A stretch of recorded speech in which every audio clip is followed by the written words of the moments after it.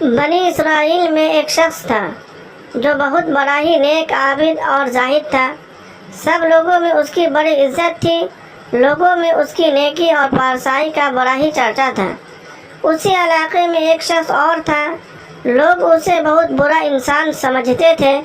وہ تھا ہی ایسا بدعمل اور بدکار، کوئی بھی اسے اچھا نہیں سمجھتا تھا۔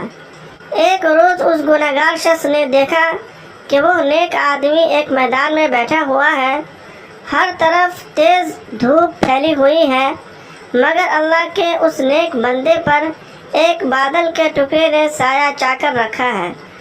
گنہگار نے یہ منظر دیکھا تو اپنے دل میں بڑا شرمسار ہوا اور خیال پیدا ہوا کہ اس چلچلاتی دھوپ میں جہاں دور دور تک سایہ نہیں ہے، بادل کے ایک ٹکڑے نے صرف اس لیے اس پر سایہ کر رکھا ہے کہ یہ اللہ کا نیک بندہ ہے، کیوں نہ میں بھی اس کے ساتھ بیٹھ جاؤں۔ کیا خبر کہ اس کی برکت سے اللہ تعالیٰ مجھے بھی بخش دے اور میری خطاؤں کو معاف فرما دے۔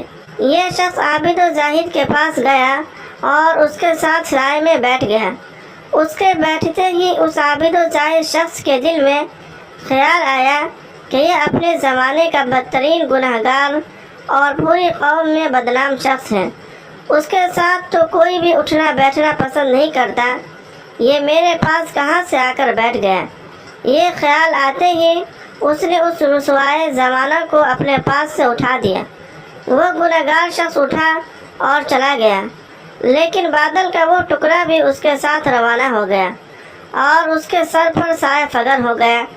اس وقت کے پیغمبر کو وحی آئی کہ ان دونوں سے کہہ کہ نئے سرے سے اپنے اپنے اعمال کی ابتدا کریں، کیونکہ اس فاسق و فاجر نے جو کچھ کیا ہم نے اس کے خلوص، حسن نیت اور جذبہ شرمساری کے سبب اسے بخش دیا اور اس کی پچھلی ساری خطائیں معاف کر دی، جبکہ اس عابد کی تمام نیکیاں اور اچھے اعمال اس کے تکبر کی وجہ سے اس سے چھین لیے گئے۔